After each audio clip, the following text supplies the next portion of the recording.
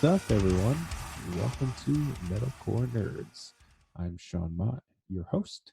If you haven't listened before, I am a booking agent, a freelance graphic designer, and just an overall lover of all things nerd. It's been a little bit since the last episode. I had a wedding anniversary, Thanksgiving came around, holiday madness ensued, and sometimes you just need a little bit of a break. I also started this podcast, have fun conversations, so I wanted to take a little bit of pressure off everything. I'm going to try and do it weekly. I have episodes lined up for the next couple of weeks. Probably Christmas and New Year's might not have an episode.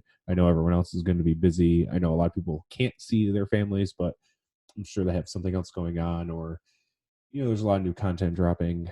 Wonder Woman 84, Pixar Soul, stuff like that. So we'll see how that goes. Also, with new content coming out, like Mandalorian Season 2 and Wonder Woman 84 and stuff like that, I'm going to try and have new episodes be current to what's going on. We haven't really had that option since the pandemic because not a ton of new stuff has come out. New stuff has come out, but not as much as what it was supposed to be this year. Speaking of new stuff, this episode is with my friend Brandon Hunt. He works for IGN. I'm sure you all know what IGN is. If not, it's a website that covers pop culture news, but they're also made famous for game news and game reviews. But me and him sat down and we talked about our top 5 movies of 2020. We both kind of admit that we both haven't seen a ton of movies that came out this year, but the ones we saw, we enjoyed. We talk about it. We talk about some movies that we want to see and everything like that. So let's get right into that conversation.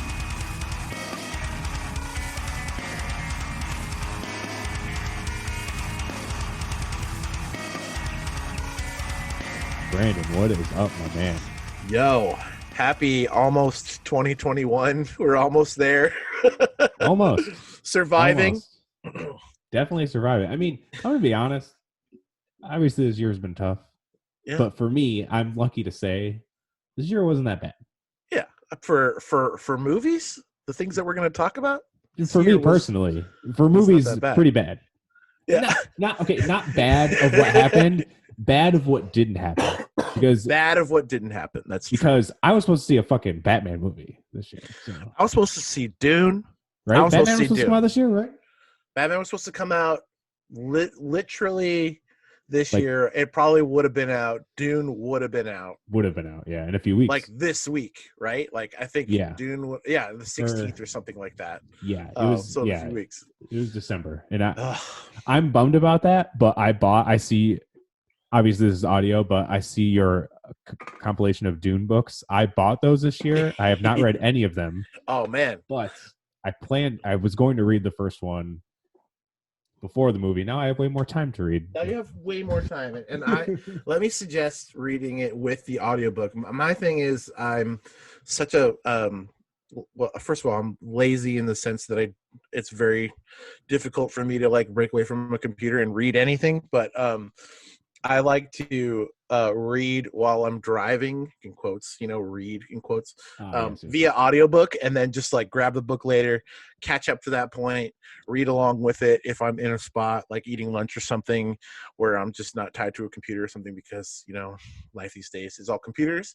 Yes. But the audiobook, if you can get it on Audible, is great. And it definitely helped me suss through a lot of the terminology. Now I will say I'm a big fan of the original Dune, and I've seen that movie countless times. So all the terminology, the Kwisatz Haderach and the Shai Hulud and all those things, I'm up to speed on. Also Shai Hulud the band fucking rules. I love Matt Fox. Hell yeah. Yeah, I would. You know what? Watch the movie first. Then get the book. Watch the movie first. I would say watch the movie first. Like the OG movie first? The OG movie. I think it's great. People harp on it, but those people suck. My best friend watched it, said it was weird, but he loved it. Oh yeah, it's weird because it's like, it's like the most sci-fi-y thing ever. And not ever. There's some there's some weirder shit. But True.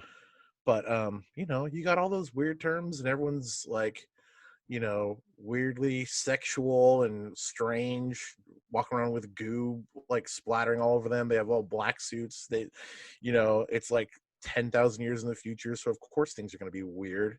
What did you expect Earth and like it's not Earth, but A Earth in planet with 10,000 years. people. Yeah. So yeah, it's weird. That's why sci-fi is weird, man. But I think it's rad. I think the story at the end of the day is like pretty classic. Right. So as classic as Star Wars or Lord of the Rings or anything Well, I else, mean, it is fantasy the film. reason Star Wars exists. Pretty much. So Pretty much. But yeah, yeah, I that's know. my I that's love my how Dune this is spiel. going to come out, and people are going to be like, "Oh man, this is like Star Wars," but then everyone's like, "Yeah, this is the reason Star Wars exists." But Exactly. obviously, there's differences. It's like everyone says this is like a more adult version of Star Wars in a Yep. way. You know, Oh, totally. not that Star Wars doesn't have its adult moments, obviously, but Right. it's very more complicated, is what people have told Yep. me. I would say it is. It is. The complication is very much Lord of the Rings, book like Silmarillion. All. It's about the same deal, same level, in my opinion. Dense. Yeah, because Lord of the Rings is dense, man. So is Dune. Yeah. But one is, everyone loves Lord of the Rings, so they're Right. used to it. But I think soon Dune will be a part of the vernacular around here, So these I did parts. see your tweet because the whole Warner Brothers thing came out about Yeah, right, movies, and they're going to be on Disney Plus HBO Max for a month. Disney Plus is going to right. announce the same thing. Obviously, there's no way they're Oh, not. I'm sure. Yeah, all There's the studios are probably going to follow suit pretty yeah, there's no quickly. way. I think it'll be hard with the other studios, maybe not, but for those two juggernauts that Yeah, have, it's like the big four of streaming, I right, guess. You kind of loop in Hulu with Disney Plus because it's the same company or whatever, right, and then there's HBO Max, which is like a million fucking companies because they own right. everything that Disney doesn't, apparently, almost Basically, pretty close. And there's Amazon Prime, which is doing very well. right, Everything that's come out, everyone's like, yeah, this is fucking amazing. And then obviously right. Netflix has been the juggernaut and They've creator of been all of this. they've been putting out blockbuster movies before all of this Yeah. and causing a stir. And so, you know, I don't think Oscar winning movies Oscar winning and movies that nominated, but yes.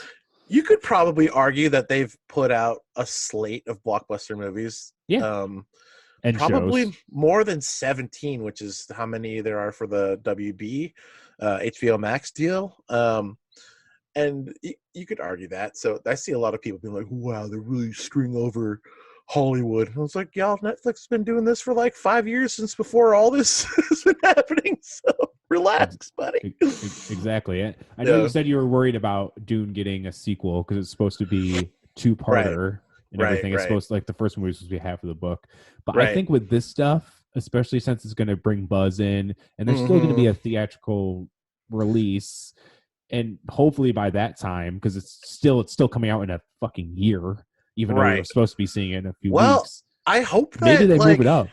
I don't know. yeah, that's what I'm saying. Like I feel like they're probably gonna move it up because Possible.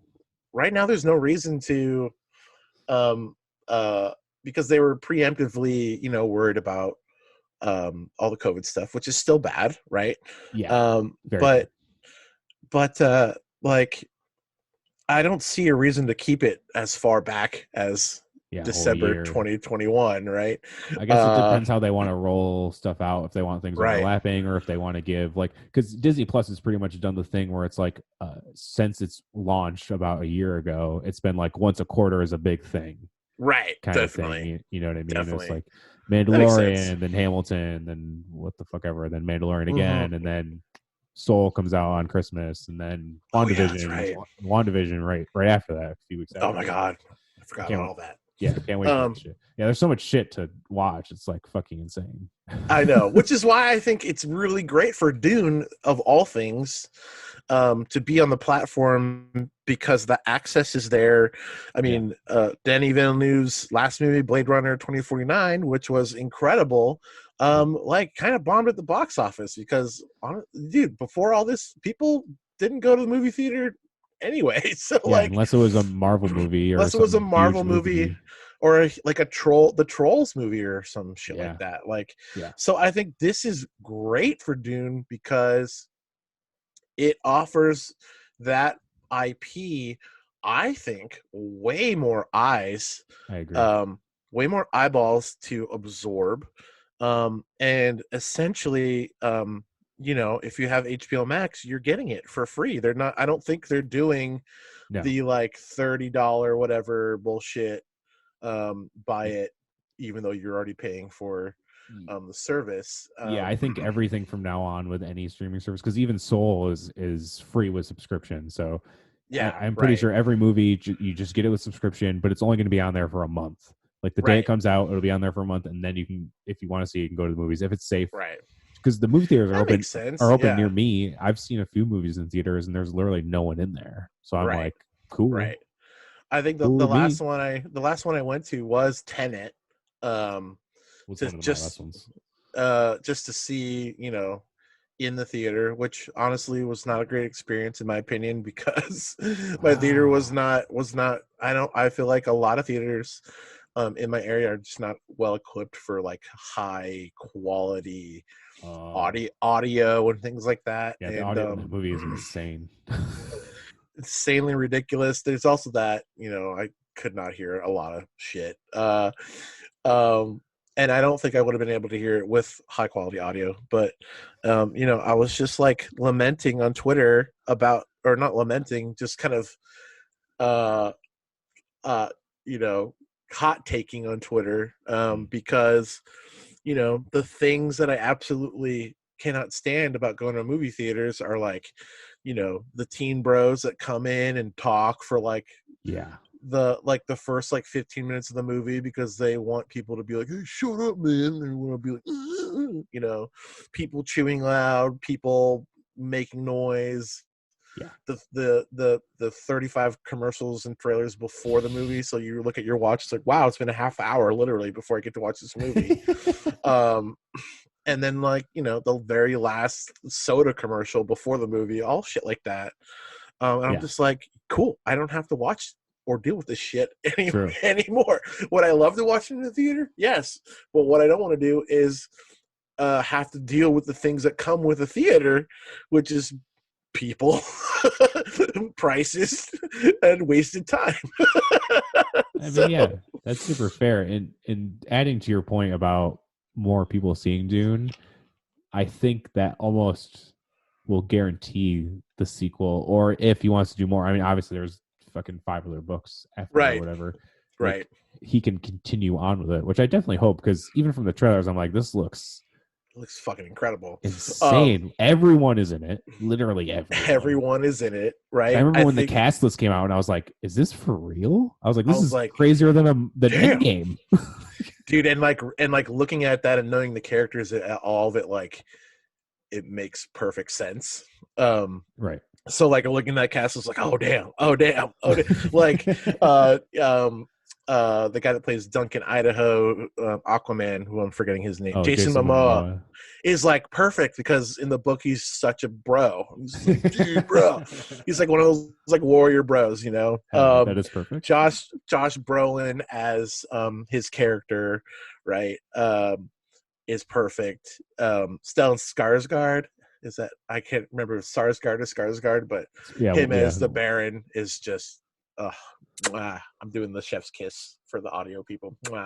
But yeah, I could go on. We could have a Dune podcast. I get so much shit at work for talking about Dune going off, but That's amazing. but yeah, man, I'm excited for all those things, and I want to know what's happening with Batman very soon. That's what I want to know. I want to, dude. That was my most anticipated movie. Oh yeah. I'm a big Marvel guy, but Batman Mm-hmm. is my guy. That A I watched that thousand trailer. percent my guy. Oof. And okay, so this is obviously every single Batman that's been cast since Michael Keaton has been judged, Mm-hmm. and every Right. single person has mostly been wrong about it.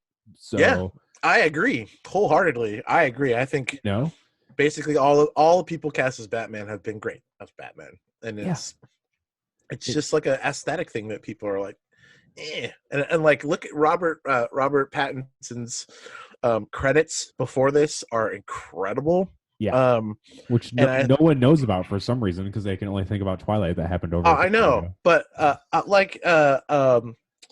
The Lighthouse, right? Incredible. Like There's a Good movie called Times. Good Time. Yep. The Rover. Have you seen The Rover? No, there's a ton of those Oh, movies I haven't seen that I need to watch.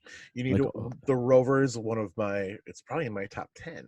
But I know we're damn. talking about top 5. But the Rover is amazing. And he is great in that movie. Highly recommend it. Wow. Um, uh, and yeah, he's been killing it. So Yeah. like, I'm I just like, knew as soon as why he are you was guys? announced, I was like, this is going, Oh, I was like, this, and I'm a avid defender. I mean, almost everyone loves The Dark Knight, right, but I'm right. an avid defender of that trilogy and that movie. Mm-hmm. One of my favorite movies of all time. Probably it's very the top like So good. 4 of all comic book movies kind of like Yep. shift on what day it is at this point. But it's that one is always going to be at the top. Like Oh yeah, dude. probably for until the end of time. Right, And I'm like, right. this movie with Robert Pattinson could be better than The Dark Knight. I mean, It has that potential. I adore that director. I adored the last two. Well, I adored all the Planet of the Apes movies. But I thought the Oh, Matt last two Reeves. were Matt Reeves. Yes, Yeah. thank you. I thought the last two were I think he only incredible. did the last 2. He didn't do the Yeah, first one. He finished the trilogy, right? right, right. Yeah. And then he did the remake of Let the Right One In, with I think it's called Just Let Me In. Um, Oh, yes, yes, yes. him, pretty sure it's him. I think And that so. was amazing. So yeah, that dude does good work. Good work. Yes. Yes, yes, yes. For anyone who doesn't know Brandon or follows on the internet, me and him met through our mutual friend Joel. We were on a podcast of his together. He Mm-hmm. works for IGN. He is responsible for a lot of the content you may see that is very ridiculous and funny. So I'm sure Responsible is everyone. not a word I would I say irresponsible. That's fine. That's fine. Either way works, really. But yeah, I'm sure everyone listening knows what IGN is and follows IGN. So you have seen his work and you just didn't know it. So um I guess I will provide example, but the 2 days ago when the WB news dropped, oh, this is good. you might have seen the Coachella listing of all the movies. I made a Coachella like when Coachella lists all their acts for the Yep. weekend. I did the same thing for the WB uh releases and I made it a saw little. that on the IGN like social media and laughed and then saw you post it like a couple hours later and I was like, ah, that fucker. I was like, that's good. That's good. I always, every time we post something, a couple of people are like, "I fucking knew it. It was you." It's like, that's right. That's right. Amazing. Amazing. So we're here today to talk about the top 5 movies of 2020. And we were talking a little before I hit record, and I have a funny story about this. So Sam's like, I told my wife about, I was like, oh yeah, I was like, this dude from IGN. I was like, I met through Joel. Joel commented saying he should be on the podcast, and he was like, fuck yeah. So I was like, oh yeah, let's do top 5 movies. I said top 5 movies because I want to do a top 5 movies eventually. Mhm. but I was like, oh, why do you want to do this year? Because it's end of the year and everyone's gonna have Right. the list out. Right. Right. And I told her my top 5, and she was like, oh, okay. And I was like, yeah, I took her for my top 10. She's like, oh, what's in your top 10? I told her, is like, is that just all the movies you saw this year? And I go, Wow. no. No. And I was like, I listened to a few movies that were like, I didn't like as much. Uh-huh. And then I went through some of my Letterbox stuff. Nice. It's like an Nice. app you can record and rate movies for anyone who hasn't used or seen Letterbox. And then I looked up. I went through like the Rotten Tomatoes best rated movies of 2020 and stuff. And I was like, Mhm. I probably watched like 20 movies that came out this Right. year, maybe Right. like 20, Right. somewhere along those lines, give or take a few. So I was like, my top 10 is like half. I mean, that's whatever. Yeah. That's fine. Not that bad because you were talking. He's like, I think I have like a top 3, and then he look through a couple lists. And he's like, okay, I have a top 5. Yeah. It may not be the best movies ever, but movies I enjoyed this year, which is Right. fine because mine's kind of the same way. Even my top 10, it's all movies I liked. Right. But right. I mean, last year was insane for movies. So Last year was crazy. comparing to what this year could have been, Right. I was like looking back at it and I was like, there's been 2 comic book movies that came out this year. Or well, technically there's more. Two from the main two. Like the Old Right. Guard was based on a comic book and Right. other shit like that. But from the Gotta main watch two, that. there's it's it's good. It didn't even make my top 10. But I didn't hate it. It was just good. It's just what I Cool. mean. Charlize Theron is a fucking badass, so Yeah. that Hell yeah. works. It was a cool story. And I know the guy who wrote the comic was directly involved with the movie, which is really cool. Oh yeah, that's right. I think he remember screen reading wrote about it that. actually, Yeah. or something He like that, did. which I is think he crazy because did. that never happens ever. Almost never happens. Yeah. You know, so I was like, oh, that's really cool. It was a really good movie. It just wasn't like amazing. You know, it was just good. Right. It was just Right. But then like Birds of Prey came out, which was a really fun movie. New Mhm, Mutants came mhm. out, which that movie happened. That's all I'm gonna say about that one. I just saw the discourse online, and I decided to skip when it was released because I just, I saw it in the want to. theaters. Oh wow, damn, Yeah, damn, like a few months ago. I was so brave. excited to see it. I love X-Men. Yeah, The director who did Fault in Our Stars, which is way different of a movie, obviously. right. I was like, that movie's fucking incredible, and everyone kind Yeah. of, like he was talking so well about it, and like, oh, this is the way I wanted to put it out, blah blah blah. We all knew the date shift challenge that's been going on for like a decade at this time. Like, I think the first report of a New Mutants movie came out like a decade ago. It's Oh something my crazy. god, Dan ridiculous. Murrell, who used to work for Screen Junkies, has been going. He does like a chronicles of like all the times it got moved and stuff. It's Wow, actually insane. ridiculous. So I was like, oh man. And then one of my friends was like, oh, it was really good. He's like a super nerd. So I was like, oh, I was like, maybe this is really good. Like that the cast was stacked. And then I watched it and I was just like, I mean, like it was It feels bad. like It just wasn't good. It's not even like, oh, that was a good movie. I had fun watching. I was like, that movie happened.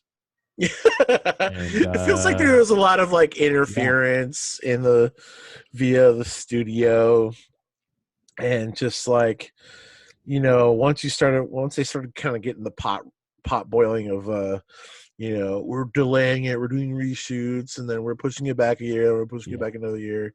I was like, man, it's probably bad because too many people got their hands in the pie. And when that happens, I'm just sort of like, okay, I'm gonna. And imagine reshoots with two of the stars are on two of the biggest TV shows Right. going on. Or I mean, Game of Thrones could definitely be in the Yep. picture of one of the biggest TV shows ever. So, Oh my god, yeah, literally one of the biggest the TV shows stars of it, and then Right. Then a star of Stranger Things, which is obviously a very big show as well. Right. It's like, yeah, imagine getting them back in scheduling for reshoots. Oh my god, yeah. And then Anya Taylor-Joy, who's in fucking everything. So it's like Queen's Gambit. Oh, dude, so that good. shit was so fire. good.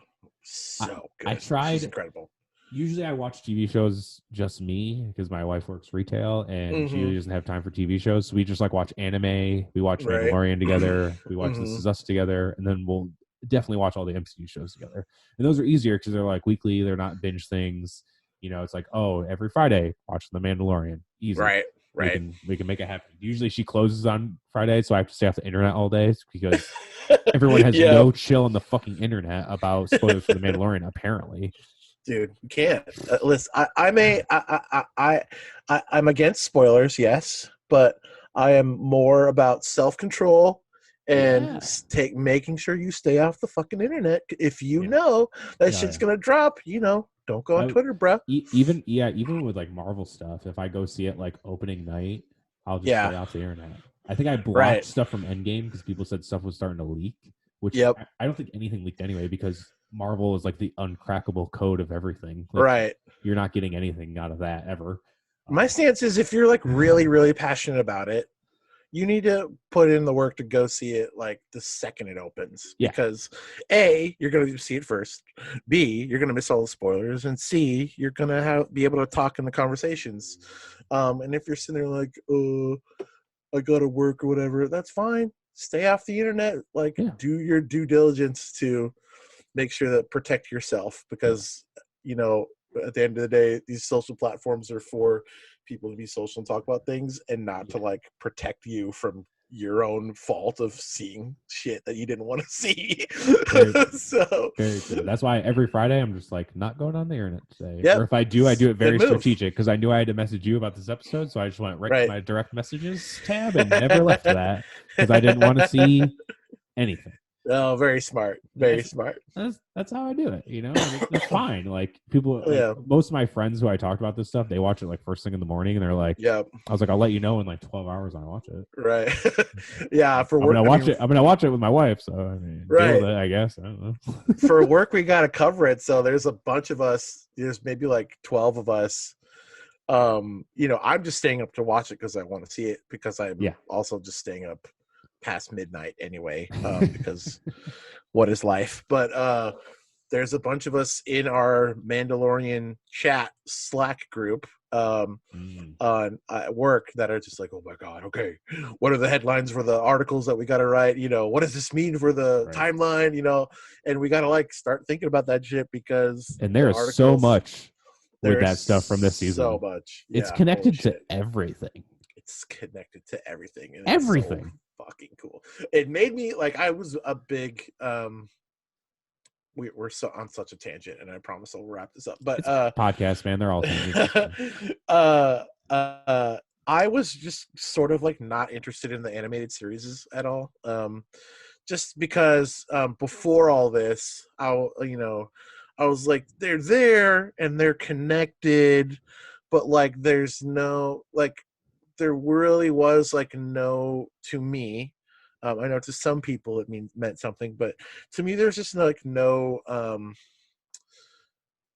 stakes to be sort of like worried about in the universe, because at the end of the day it's like, it's just animated series that, you know, we can tell the stories that we didn't get to tell in the movies because they're too expensive or something like that.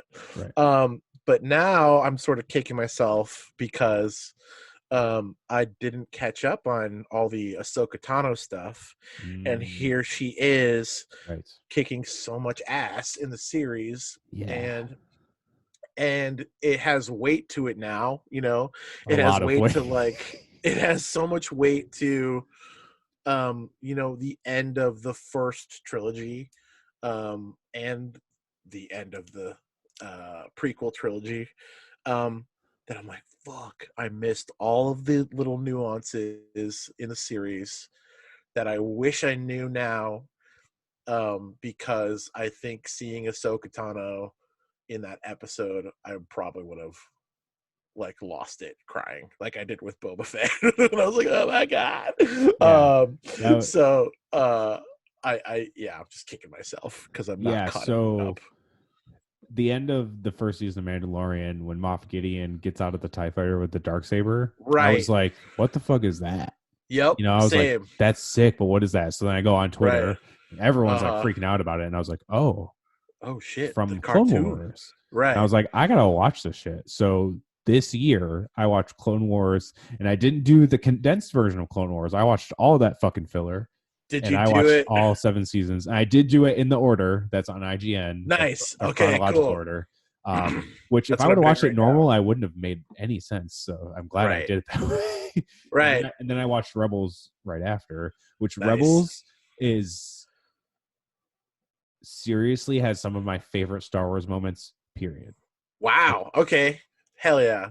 So Clone Wars is awesome. It elevates, like, Ahsoka's fucking incredible. Her story is awesome. And also, to your point of being involved with the movies, it doesn't really affect anything in the movies. Right. It more like it affects the emotional weight of everything in the movies. Yes. Right. And they do a very smart way of being like, okay, Ahsoka is such a big character. Why the fuck is she in the movies? And they explain it in a very good way. We're like, that's why she wasn't in the movies. And they do the same thing with almost every character in fucking Rebels. You're like, why the fuck aren't these people? It's like the lead up to A New Hope, and then there's a stinger at the end that happens after the Battle of Endor, which obviously there's a ton of tie-ins with the last episode and everything like that. Right. That Ahsoka episode, I was fucking, when she says Thrawn, my jaw literally dropped, because I just finished Rebels like 2 weeks ago. So, and Thrawn is like literally, you know, the main villain of Rebels. So have you read Oh fuck! Have you read the Thrawn trilogy? The I need books, to now. I want to. After dude. seeing that, I was like, I know it's not. It's the same character, but everything that happens doesn't really matter anymore because it's not canon. Right, But I've heard the books right, are incredible, and I love yeah, Thrawn. right, I'm so right. excited. We're definitely going to see him in live action Oh my eventually. god, he's such a good character. Yeah, But that's my everyone's like theory is that Ahsoka episode was a backdoor pilot for an Ahsoka series, which is basically going to be a live action sequel to Rebels, which makes sense because oh you know shit. she doesn't mention Thrawn to Mandalorian. Mandalorian doesn't really. She says the Empire's after Grogu, but doesn't really say like Right, because some people are like, why wouldn't he have mentioned M count and shit to her? And it's like he doesn't fucking know what M count is. right, right, right. Like he didn't even Exactly. know what a Jedi was. Fucking 3 months ago, like what the fuck would Right. he know about fucking M count? Exactly. And Yeah. I was like, he said the Empire was after him, like so she obviously knows the Empire is still out there and everything. Right. Right. So it kind of like here's his story, here's her story. They'll kind of go off their separate ways, which I Right. really hope. Like I God, I said, hope so too. Rebels made me cry twice, Yeah. like cry, Damn. Damn. like All right. Endgame Tony crying, Oh shit. Oh. like a Okay. blubbering baby. And a cartoon did that. Like they do. Wow. Because the one thing with Clone Wars is it is very episodic. There is a ton of like filler stuff Right. that's not related to the main story. It's kind of just shit that happens. Right. Kind of like it was the biggest judgment of Mandalorian until the end when it all kind of tied together. Which I was like, how can you judge a TV show when you haven't seen the whole season? What the fuck is wrong with people? But you know, they all got proved wrong by the end. Whatever. Right. After like season 2 of Clone Wars, there's like everything. They start to have like these 3-episode like mini like movies kind of things. Yeah. And then season 7 ends in this four-parter, which is literally a movie. And if they consider that a movie, it would be one of the best Star Wars movies. Dang. Period. Like Oof. no fucking joke. So and Hell like yeah. even so like her saying the whole thing about like she didn't say Anakin's name or Vader's name, but like I can see what anger and a Flight Jedi could happen, even with the best of us. I was like, well, that fucking hurt. Yeah. Right. Well, ouch. I get it. I was like, ow. The Darksaber moment made me want to dive into these, and I did. So even if you do now, you'd be like, oh, because like literally this whole season is all Clone Wars and Rebel shit. Like Bo-Katan, Ahsoka, Thrawn, shit like that. I mean, even Boba Fett. Boba Fett is a kid in Clone Wars and shows up numerous times. Right.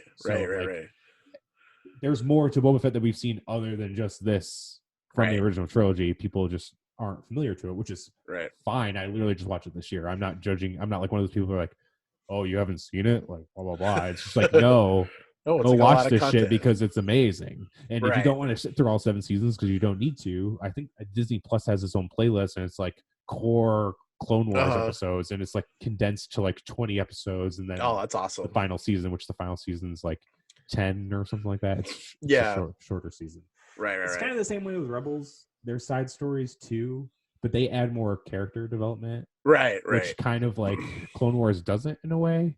I guess. I don't know. And it links it up to Galaxy's Edge, right? Like some of the characters are in Galaxy's Edge. Oh yes, Hondo is. Yeah. Hondo, I think he appears in Clone Wars first, but he's in a lot of Rebels. Random stuff. But those are like kind of the side missions. Like Ezra does this like side mission with Hondo where he pretends he's Lando and shit like that. But like Lando's in it. Oh, that's awesome. What the fuck? In Clone Wars and Rebels, what the fuck's the dude's name from Rogue One that Forrest Whitaker plays? Cassie. Oh my god. Oh my god. What's his name? Not Mace. It's something like that. Let me look it up. I can't remember his name either. Yeah, I was just talking about this guy the other day. Forrest Whitaker, Rogue One. Here we go. Forrest Whitaker, Rogue One. What's his name? Saw Gerrera. Jeez. Yes, Saw Gerrera. He's in a bunch of it. He's in a bunch of it too.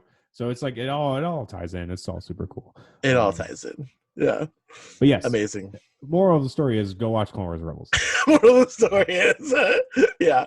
That's what I'm doing right now. I'm working my way through. I found like the extensive list of everything in the specific order. Yes. But then I incorporated that into my list of I started with the prequel movies 1 and 2. And then I'm fitting in Clone Wars, Solo, I'm fitting in like all the things in chronological order. Okay. So after I get through all of that, then I'll rewatch Mandalorian. By the time, there's only two episodes left of the season, so Yeah. I'll rewatch Mandalorian and then watch the new trilogy and then all that shit. That's Just awesome. go through the whole thing and have like my whole entire canon like filled up with the knowledge and all that shit. Then you also got to play Fallen Order too. Oh, yes, I gotta play it. I love that game. It's so Or good. I guess you could watch the cutscenes on YouTube. Or Yeah, something. totally. Oh, I gotta fit that into the timeline. Shit. Yeah. That's after Jedi, right? That is After episode Jedi. 3.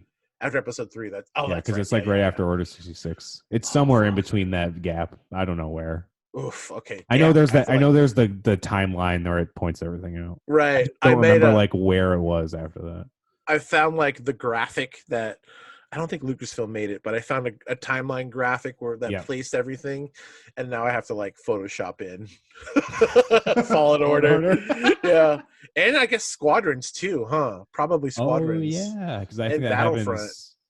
Oh yeah, that's it. And Battlefront 2 is, Battlefront 1. There's no story, but Battlefront 2, that's after Jedi. That's what I thought. It was like after. Which I still gotta play that. Also, I tried. Gavankar is really nice. She's a really nice lady. I tried playing it, but it was before all the DLC dropped and stuff. So I was like, this game is terrible because I usually play games for like story mostly. So right. I was like, I don't want to play this. And then months later, like everything drops, and I was like, maybe I would want to play this. Yeah, I wish I didn't sell it. Just grab it again for like $10 or whatever. I'm sure it's But I guess we should talk about movies. I guess we should talk about movies or something, man. Yeah. So I have my top 5 of the year that I've watched. I think I'll categorize it as my top 5 that I've watched that I enjoyed the most. I do have two other movies that I watched that did not make the top list, and then I have 4 movies that I really need to see still. So there's definitely some movies I need to see, and there's a few movies coming out like near Christmas. Like obviously Wonder Woman 84 is probably gonna be awesome. Soul is probably gonna be awesome too. So it's hard, but like obviously, we can't watch those. So we can't watch them. Not yet. So let's start off. Number 5 for you. Lay it on me. Number 5 for me. I gotta rearrange this list because this is not true. Number 5 for me is Tenet. I saw Tenet. It was enjoyable. So that is on my list. Gotcha. But it's way higher. That's fair. It was kind of like, it's way higher in your. So gotcha. We'll wait and talk about that one later. Okay. Because then I would like to see our difference in opinions on that one. Because I know I can see that one being very divisive, understandably so. Right. Let's talk about that. So my number 5 is Extraction. Ooh, nice. Oh, I need to see that. I'm adding it. You haven't watched that one? I have not watched it yet, but I've been meaning to, because in my list of movies that I have seen but did not make the top 10, I just finished 6 Underground last night. And I've been like, I've heard very not good things. It's your typical action movie. But it was like something that I needed. I felt like I needed in my life at this day and age, because I love Ryan Reynolds. So yeah, I was craving a really high quality, like straight up, like militaristic action movie, which I'm fairly sure Extraction is probably better in all regards, but I don't know. There's something about it that I was just like, I really am into this right now. It's kooky, and it's oh my god, what's his name? The director. Michael Bay directed. Michael Bay. Yeah, it's your classic Michael Bay, like kooky, explosions and like really awkward, just like really awkward scenes that are like people being really shitty during like emotional scenes.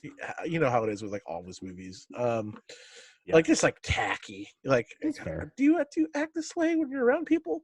And so there's all of that. It's minimal, but there's just also like really fucking cool shots, really cool action, and it was just like the I would say it's like the comic book less version of Birds of Prey, if that makes Oh, sense. Take out okay. all the Gotcha, comic book gotcha. aspects of it, and it feels like that. It feels like Birds of Prey. Okay. So I Um, thought Extraction was going to be that. Like I saw Chris Hemsworth, uh-huh. I heard the buzz about the one scene that's fucking Right. crazy, and Right. I can attest it is fucking insane. It's like this one Nice. shot action scene that's like absurd, but the director is like a famous stunt coordinator. He's like Right. stunt created everything, like Right. Right. Endgame, Winter Soldier, Atomic Blonde, The Accountant, like Oh, Suicide so Squad, like literally that's how they got all those everything. actors in there. Well, and one of the Russos wrote it. Oh, nice. Okay. He was So, like, just get me away from Marvel. I need to write some cool action real quick. well, I think they needed to take the break from Marvel because they're like, well, we did it all, Yeah. you know. So we'll wait 10 years, come back and do Secret Wars and blow everyone's mind Oh, harder than we did with Endgame. oh, That's my fuck. hope. That I can talk about a podcast about that in itself. Oh, my God. Uh, Yeah. but so I thought it was just gonna be like a really cool action movie, Hmm. and Chris Hemsworth is like that. I feel like that dude doesn't get enough credit sometimes. So like obviously Yeah. he's a great Thor. He was really funny in the Ghostbusters remake, even though Uh-huh. that movie was a lot better than I thought it was gonna be. Actually, it's not like it was amazing, but it was. I have thoughts about that I went movie. in with low expectations and was like, oh, it's pretty fun. I think it was. I mean, Chris Hemsworth was incredible in that. Yeah. He's really good in that. What is it? Good Times at the El Royale. That might be the wrong Oh, name. yeah. It's Right. like a Right. very Quentin Tarantino-ish movie, Hmm. but not Hmm. Quentin Tarantino. Right. Um, Seen it. but It's good.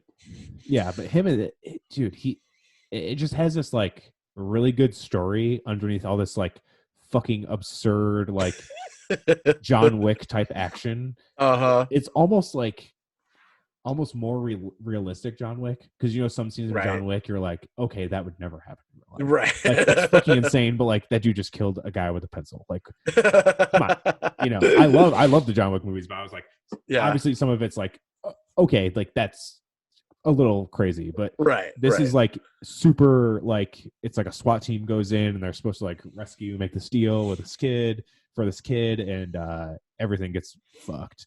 And it actually ends in like a kind of a cliffhanger Oh, shit. ish. I don't want to ruin it since you haven't seen it. Um, Ooh. but they give you like a very mysterious ending in a way, Gotcha. which is awesome. And I know there's going to be a sequel, which the Russo brothers are also writing, which Nice. is That's sick. tight. That's tight. So that's cool. That's my number 5. I like it. It just pleasantly surprised me. I just watched it one Nice. day and I was like, "Holy fuck!" I was like, I did not Nice. expect this. And I think in most of these movies, I was like, "Wow, I didn't expect this movie to be that good." You know, Hell yeah. I was expecting it to be fun. You know, take my mind off something for an hour and a half, Right. 2 hours, and I was like, "Wow, That's sort of like what all of my list is. Yeah. Say for Tenet, which I think is actually not as good in some regards to the rest of my list in terms of just like script and things like that. Yeah, we're gonna have very different opinions. Oh yeah. Your I number think 4. my number 4 is a movie called Relic. It's a horror movie. Okay. And it stars, oh my gosh, what's her name? I'll find it. It's a horror movie. It's like your kind of classic Blumhouse. Was it a Blumhouse movie? I'm pretty sure it was a Blumhouse movie. Relic horror movie, 2020. I wouldn't say I'm like a horror buff, but I do enjoy horror when it's good. And usually Blumhouse puts out very good horror movies. I don't think it was a Blumhouse, but it was an Australian. It's an IFC movie, so no. Okay. But it has Emily Mortimer as the main character. It is about her and her daughter and her and Emily Mortimer's mom, and there's some kooky stuff going on in their house, which it's sort of how would I describe it? I would say maybe a little Silent Hill-esque. Oh, really? But without spoiling anything, the ending of this movie was incredible. I just added it to my list of movies to watch. I've never even heard of it. I think without the ending, this movie could have been whatever. But just like everything that's happened and leads up to the ending makes a lot of sense. Is really heavy emotionally, hits really well emotionally, wraps up the entire thing, and I just thought it was incredible. I loved it. Awesome. I want to check that out. Cool. I like a good horror movie. It's Hell like, yeah. some of them are like the typical. I won't even say like slasher movies because there's like I love like the Scream franchise, which is like the Hmm. quintessential slasher franchise. Right. But like Sam and I watched like a bunch of the old school like horror movies like Halloween and like Friday the 13th and stuff like that.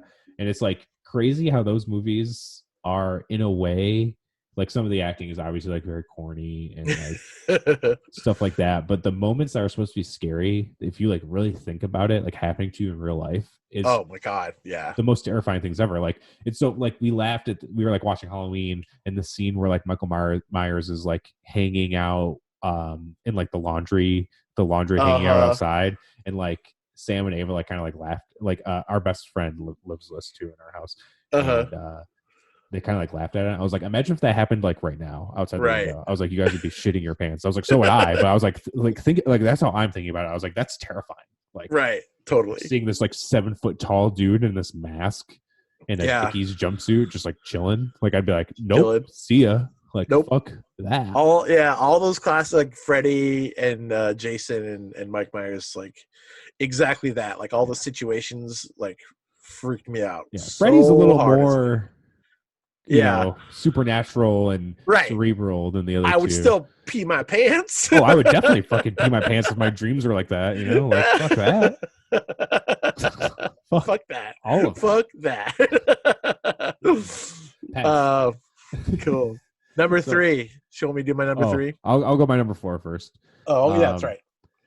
Mine was Weathering with You. It's an anime movie. Ooh, I It's need to kind see of that. cheating Yeah. because technically it came out in Japan in 2019, but it came out in America in 2020. And it Right. was on Rotten Tomatoes 2020 of best rated, so I'll count it. Nice. I But need this to watch movie's that. amazing. I think we saw it. It was one of the last movies we saw before the pandemic shut everything down. Fathom does those like events where it's like Uh-huh. a 2-day event or whatever, and it's usually all anime stuff. And my wife and I saw it, and it's like I've Nice. never heard of the like director and writer of it before. Mm-hmm. We were like we started diving into anime stuff like last year. Right. I was mostly just like Dragon Ball Z when I was a kid and stuff like that. Right. Like almost every nerd ever, and then we started getting into more like the past year. But Nice.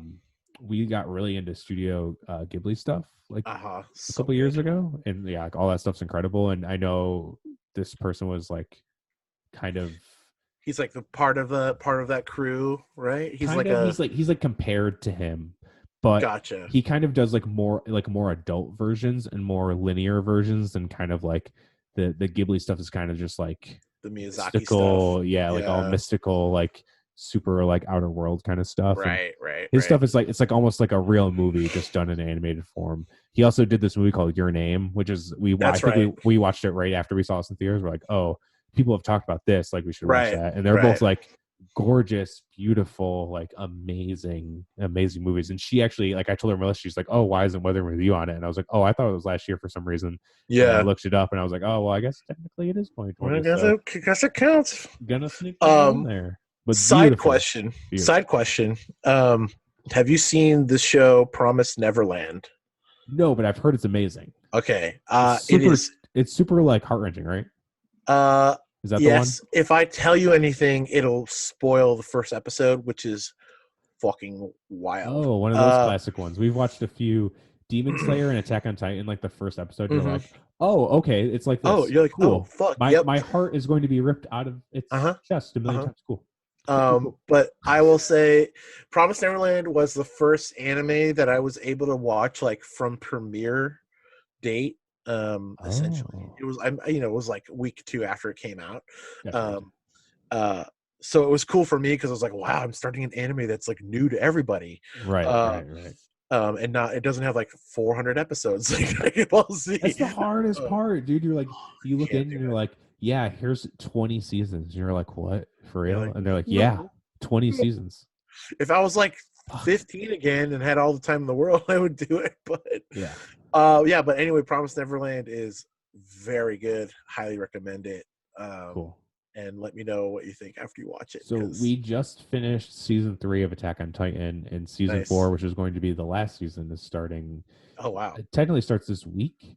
Oh but wow. we watch dubs of almost everything, unless we can go see it in theaters because it's just like it's too hard to pay attention to. Really, Right. that's the biggest thing. We'll go like we went and saw Akira in theaters, and it was fully in Nice. Japanese. But those, it's like I don't look at my phone ever in movie Right. theaters, so like I'm always just like zoned in. So those are Oh like the yeah. perfect times for it. We Right. did watch Parasite at home Nice. uh, a few months ago too, which that movie's fucking incredible. Yeah. Makes sense why I won all the fucking awards because the movie's unreal. So good. Yeah, it's so good. Oh my god. But like Attack on Titan is like, if you've never watched that, it's like the Game of Thrones of anime. Oof. It's Okay. fucked. I think I've And seen the first episode, and I know like the general gist, and it's wild. but The first I heard episode it is doesn't wild. even do like credit because things just get crazier and they Oh, come shit. crazier out of nowhere. You're just like, yeah, things are fine because they're at like a constant war pretty much. But Yeah. you're like, yeah, things are going, and then you're just like, it's like almost like someone like pushes you off a ledge, and you're Oh like, my oh god. fuck. Like I can't even like explain it. Like the twists are crazier than like Game of Thrones. Dang. It's like so nonchalantly put in there, and I think that's like it kind of almost gets like missed because there's like paragraphs of there's like a little exchange of dialogue, and you're like, whoa, what just happened? What did you say? Like it's crazy. I highly recommend that too. But Nice. people have talked about Promised Neverland like very highly, so Yeah, it's great. definitely I think on our list. We're very good at starting anime and never finishing it. So we're like up to date with My Hero. We're up to date with Attack on Titan. We have like 2 seasons left or 3 seasons left of Hunter x Hunter. Naruto, we're like, we've done like 3 seasons, so there's like 20,000 seasons left. Oh my god. Which is great. I don't think we'll ever finish that ever. Yeah. Then, You're gonna try like Fruits Basket or what's the other one? Is Naruto? What's the one that's like the longest anime ever? It's been going on for like 20 years. It's not Naruto. Shit. It's a kid with Dragon Ball Z is pretty fucked. Yeah. But it's weird because some arcs don't even count anymore, and right. There's like a whole like canon thing. Yeah, it's confusing. And then the movies aren't some movies are canon, some movies aren't canon. I can't even follow that. I watched Dragon Ball Z and Summer Super, and that's good enough for me. It's cool for me. I like it, but I'm just like I can't follow that. When I have to like research what like you watch this movie and this movie's cool, but it doesn't count for anything. I'm like I don't want to deal with that. That's fucking. I don't. Please don't make me. Please don't make me do this. One Piece. That's the one. One Piece. Oh yeah, it's like I've never even started episodes. It. That's probably why though. It's way too many. That's way too many. Yeah, that's too much for me. That's too fucking much. Cool. So number 3. What's your number? Number 3 for me is a movie called #Alive. It's a horror movie from Korea, I believe. It is was that on Shudder? It was on Netflix, but it might be on Shudder. It might have moved on to Shudder because I've seen like the title, the visual. Yeah. Yeah. It's really great. It's a zombie movie. It's about a dude which is kind of crazy, like how it is relating to 2020 and COVID times, but it's about a dude stuck in his apartment while the zombie apocalypse is essentially fastly ramping up. And so he's in a very tall, high-rise apartment. So he literally just like can't go outside into the hallway because it's just chaos and mayhem.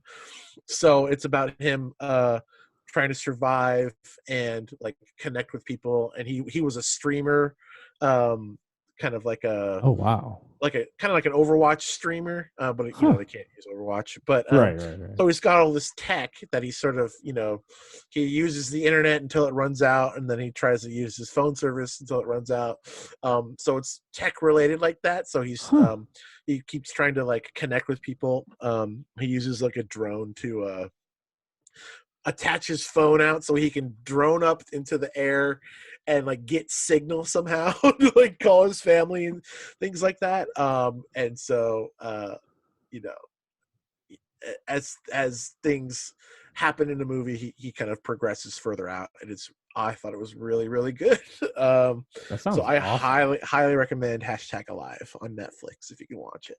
Yeah, I'm gonna check that out. That sounds fucking wacky. I love it. Yeah, dude, it's cool. It's very cool. I liked it. my number 3, also a Netflix movie, Nice. Trial of the Chicago 7. So Ooh, I have 2 watch Netflix that. movies on my top 5. Uh-huh. This movie is amazing. I'm sure a lot of people know what it's about. There was Yeah. a huge riot in Chicago, and they literally just pin it on 7 people who are not even like correlated with each other at all.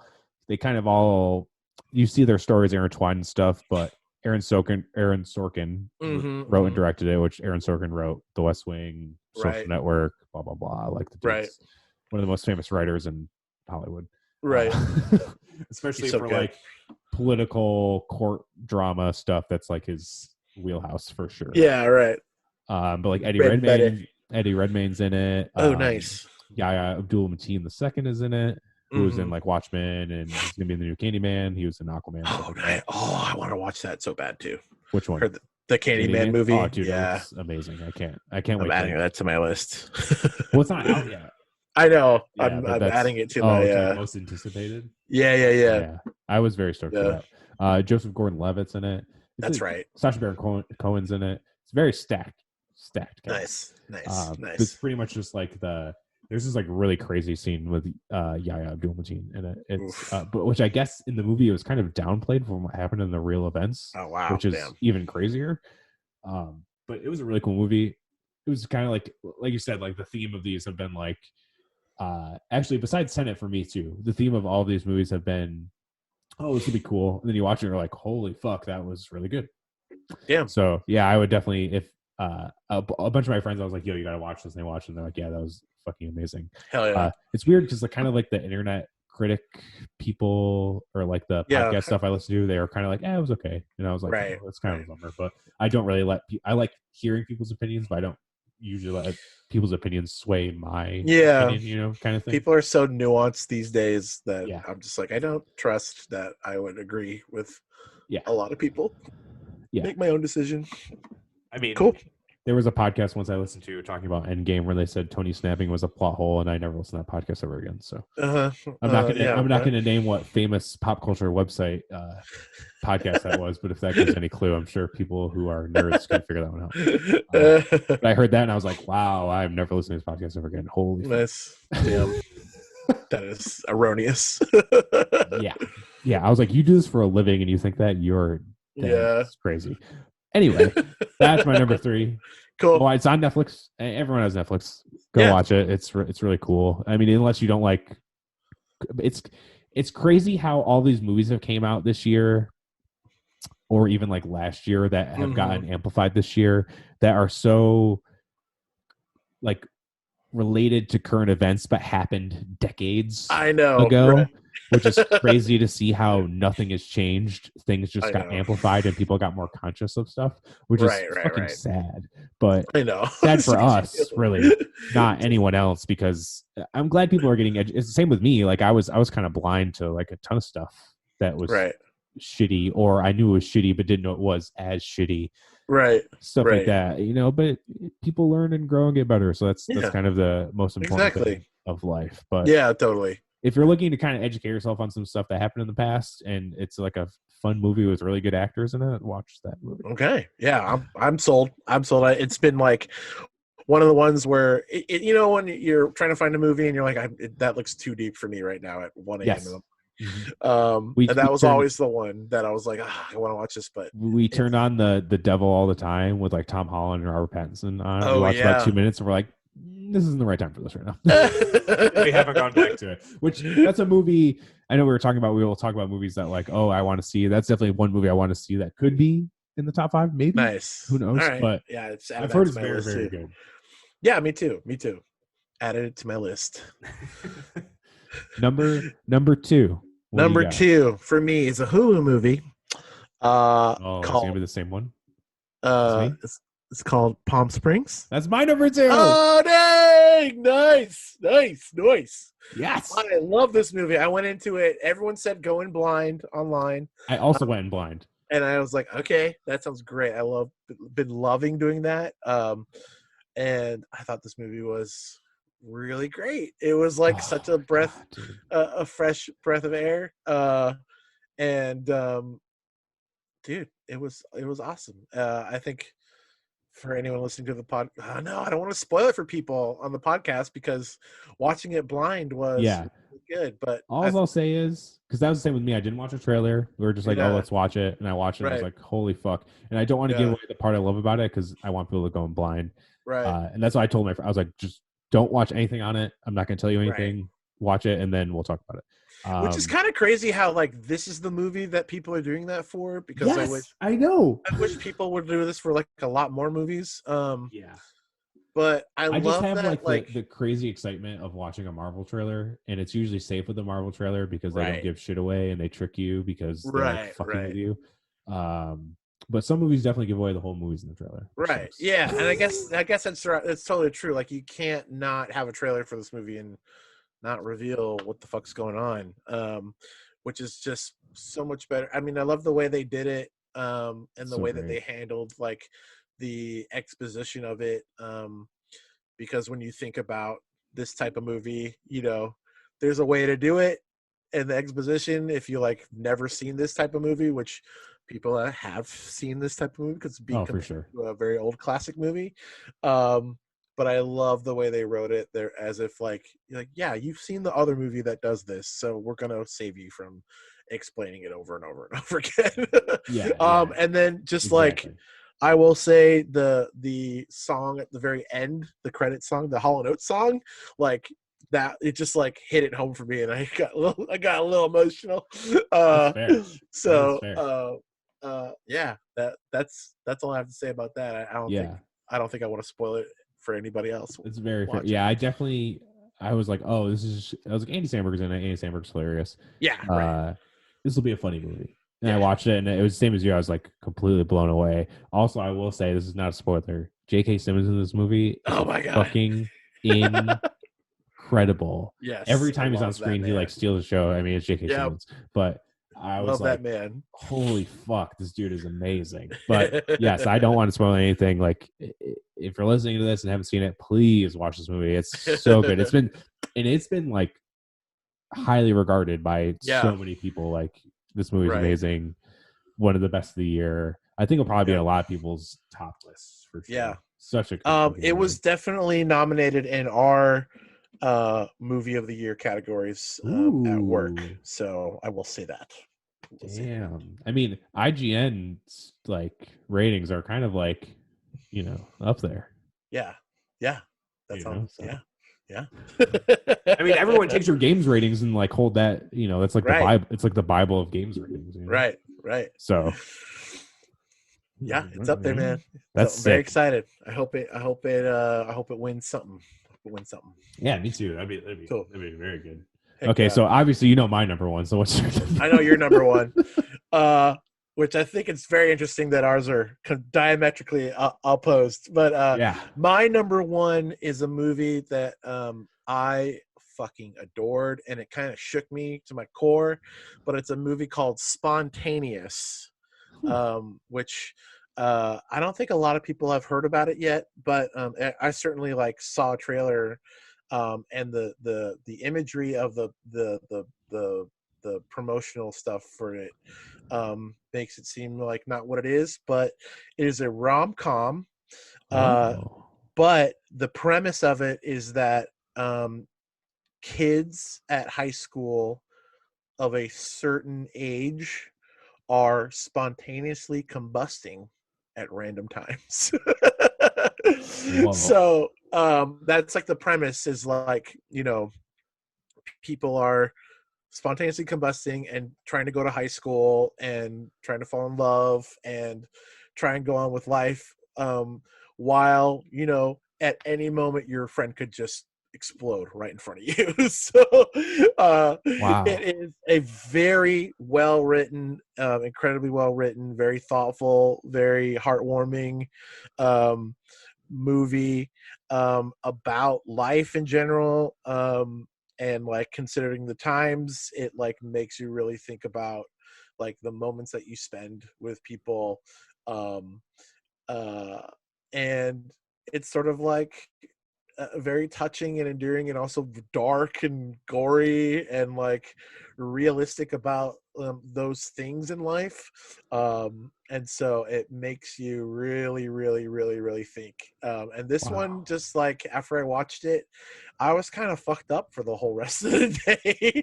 And it's not, Yeah. it's not like it's like an incredibly dark, gory movie. Like it's no way near like the tone of like Trial of Chicago 7 or anything like that, right? Or like I'm trying to think of any other movies on the list. Like Relic, right? Like it's nowhere near that dark or anything, but it really messed me up emotionally.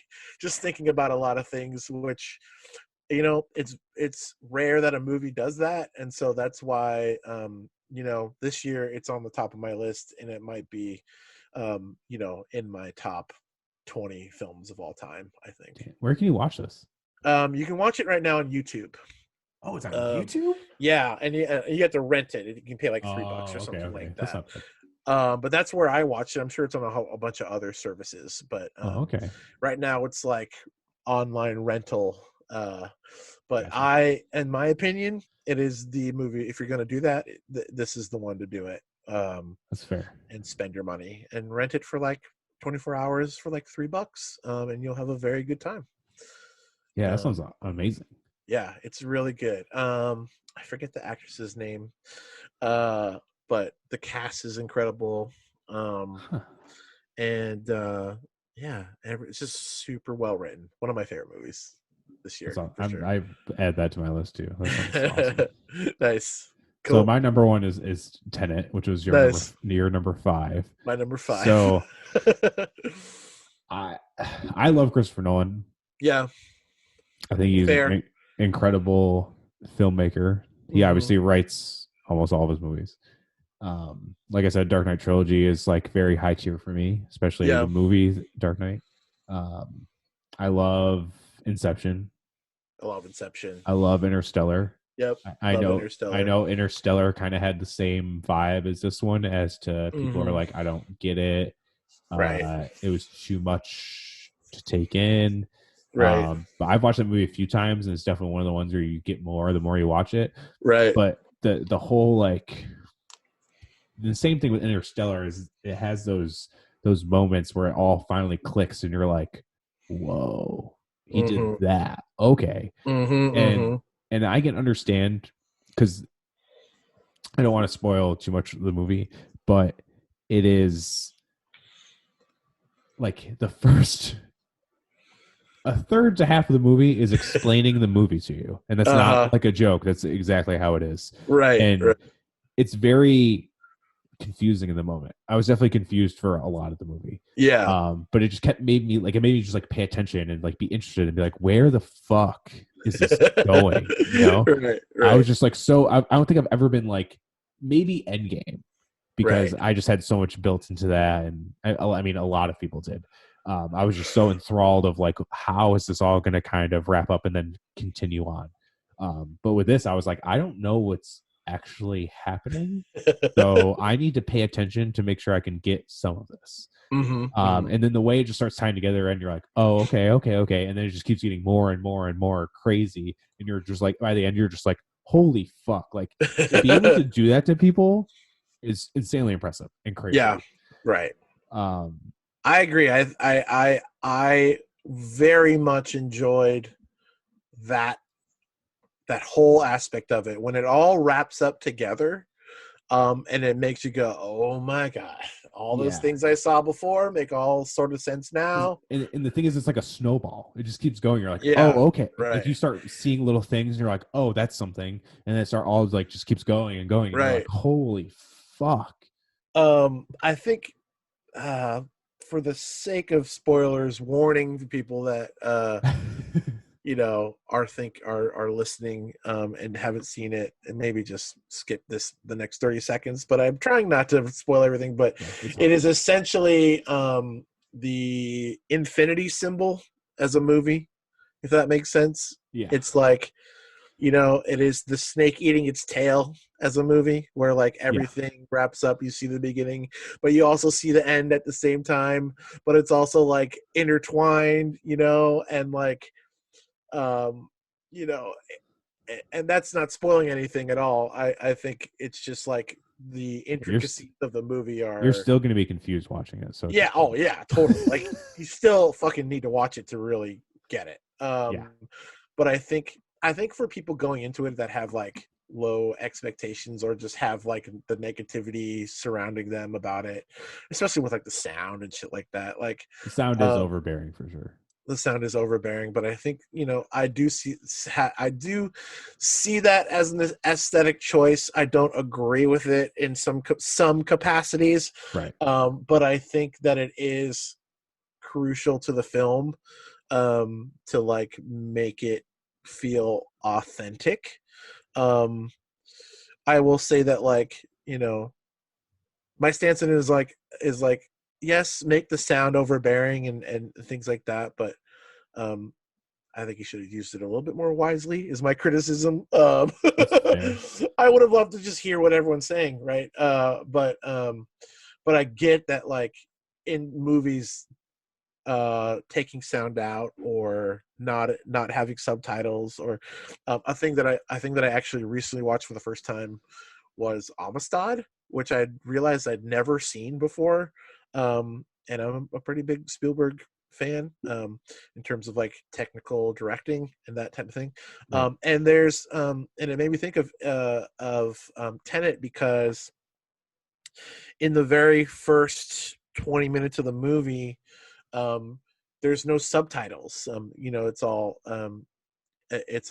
slaves being brought over on a boat, Oh, from right. Africa, and it's in their native tongue, and there's no subtitles. But you get exactly what they're talking about through the emotion, Right. and that's what I wish Tenet did a little bit more of, and then I wouldn't have had so much issue with some of the sound stuff, and it would become apparent if there was more. I think the way that Christopher Nolan shoots doesn't lend itself to that. Right. However, I love the way Christopher Nolan shoots. I think it's grand and epic. Yeah.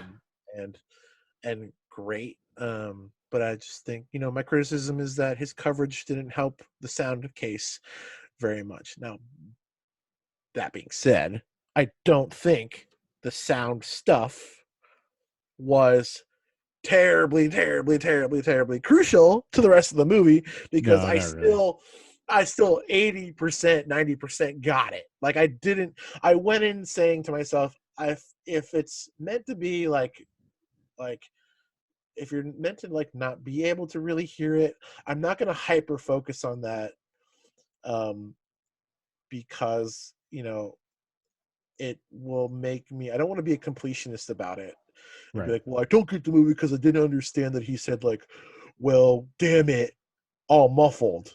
When I got it in his visual, you know, Yeah. or when Yeah. I Yeah. got it, basically I got the emotion of like, fuck, shit's happening. We need to figure this out. It's weird.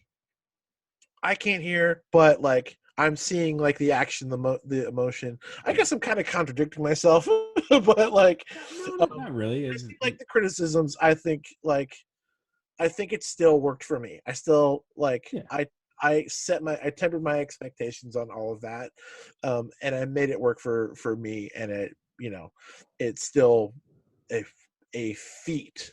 It's still a huge feat. Yeah, Now, I think my criticism for all of that is that sometimes, uh, Christopher Nolan, in my opinion, um, the hugeness of everything yeah. sort of, um, bites him in the ass, I think, and you can't get some really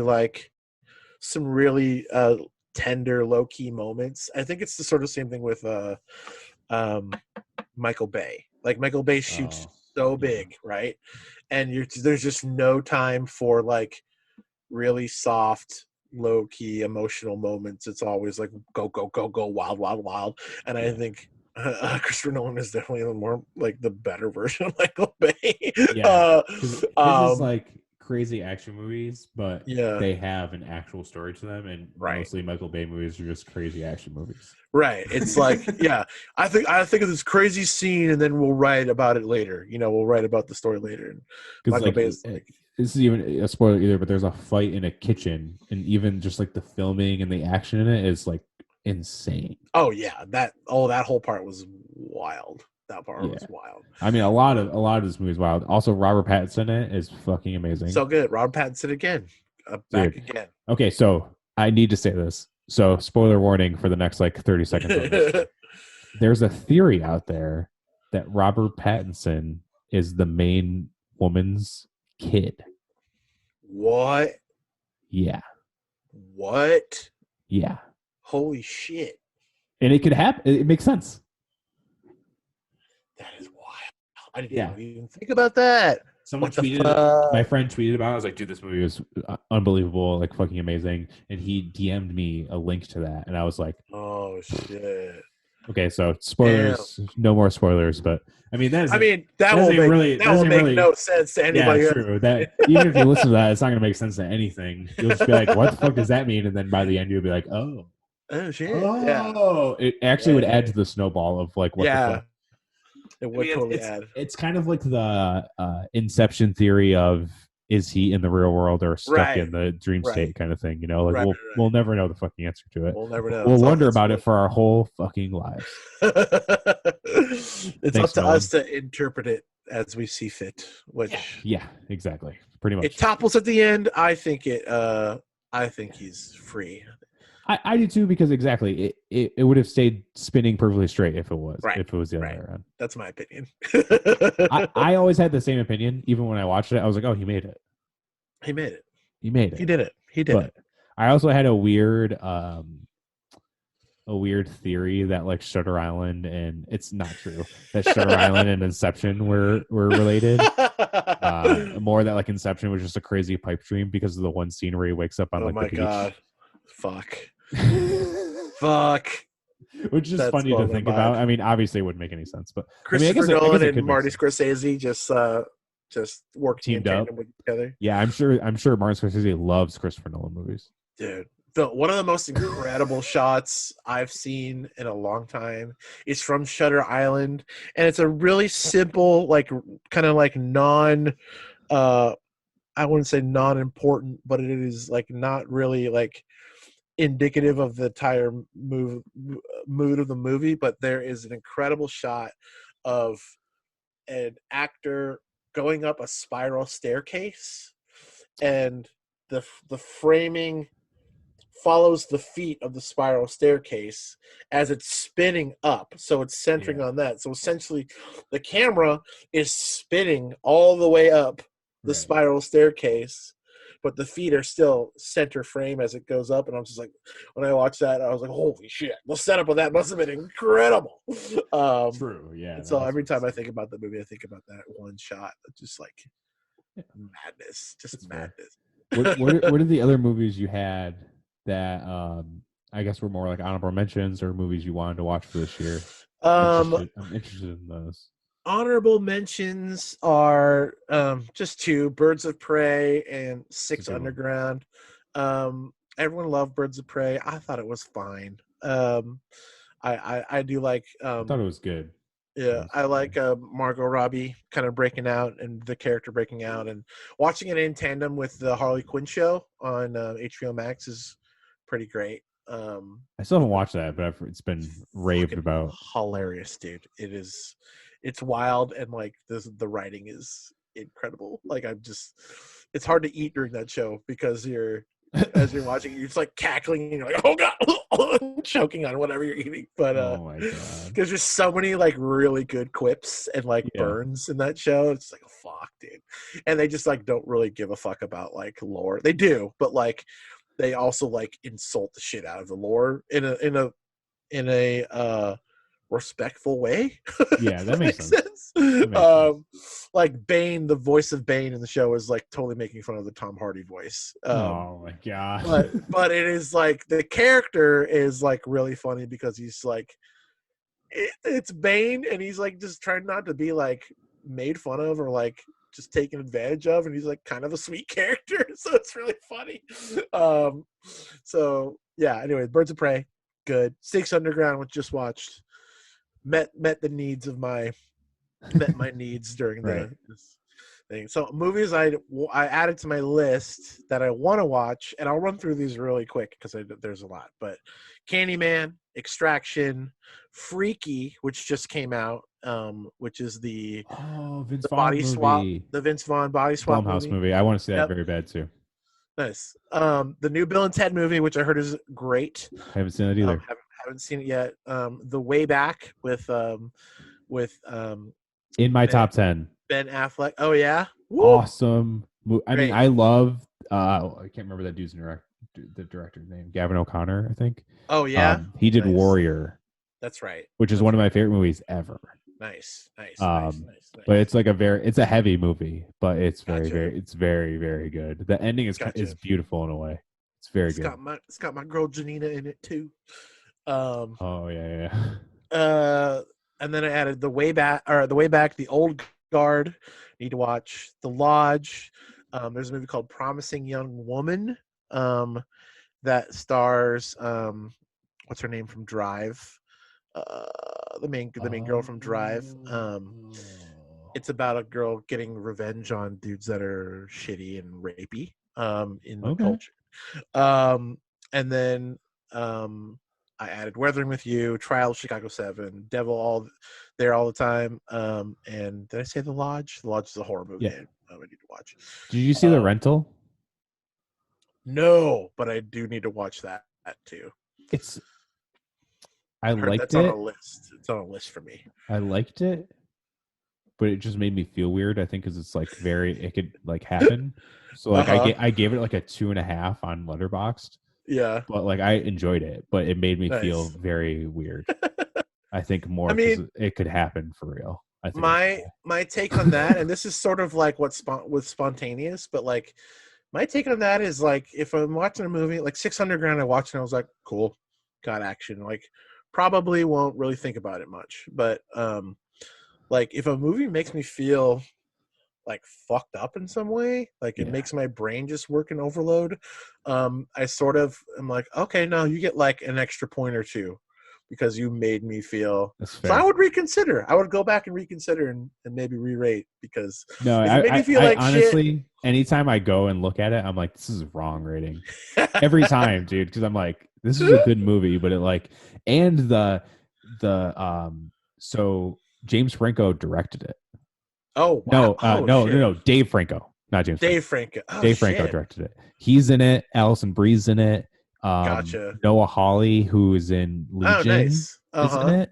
Uh huh. Maybe some other people, but those are like the main. Like, I was like, this Oh is shit! stacked. I saw it in a drive-in actually this summer. Oh nice. Um, it was Is very it out good. anywhere online? Is it on like Shutter or something like that? It should be. You might Gotta have to be. rent it. Maybe All right. I don't know if I'll it's anywhere figure for it out. free, but it was good. I mean, if you rent it, it's like $4. So Okay. That's it's not not bad. it's not crazy. It's not bad at all.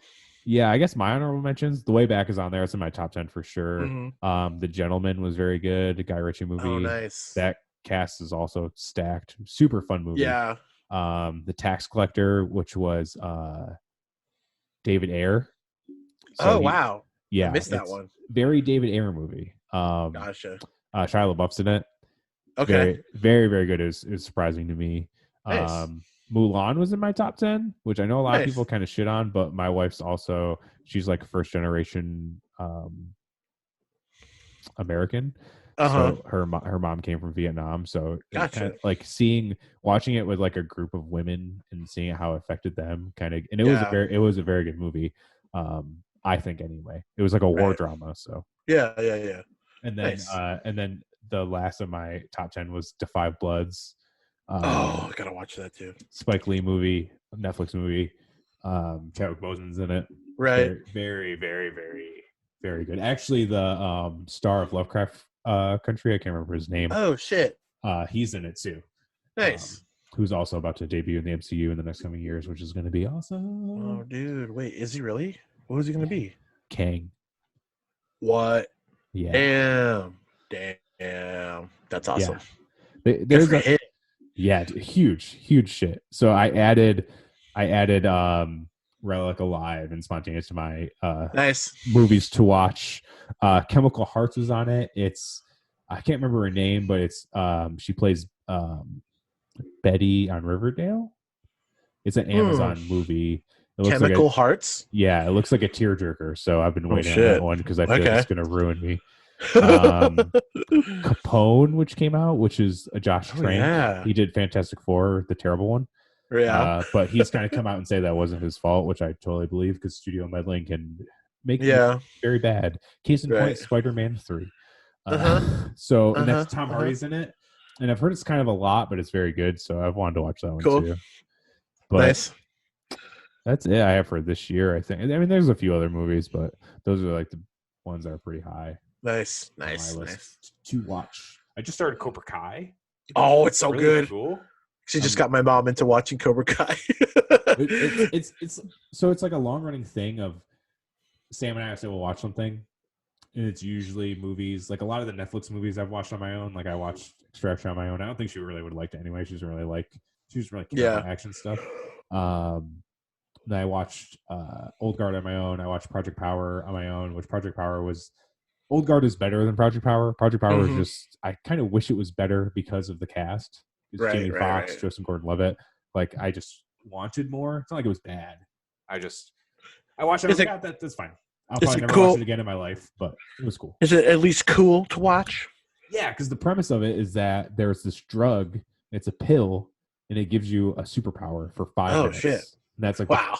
That's the main premise of the movie. So it's like a really cool premise. It's just like cool. I feel like it's so hard doing superpower typed content nowadays because the bar is so high. Right. It's not like the 2000s where every comic movie sucked besides like X-Men and Spider-Man, it's and Blade, it's like those are the good ones. The rest are fucking garbage. So it's not like that anymore. It's like you have shit like Endgame, which is like so I felt like it got robbed of so many Oscar things, but that's beyond the point. But like Black Panther nominated for Best Picture. The character of the Joker has won 2 fucking Oscars. Like, it's such a hard and then there's shows like The Boys happening, which is like a commentary on how shitty superheroes would be in real life and shit like that. So it's like so hard to be like, oh hey, here's this superhero based stuff. Like you have to hit it out of the park or it gets lost. Birds of Prey is the exact example. I mean, they did it. They should have just called it Birds of Prey. Or they kind of remarketed it. They should have called it Harley Quinn and the Birds of Prey.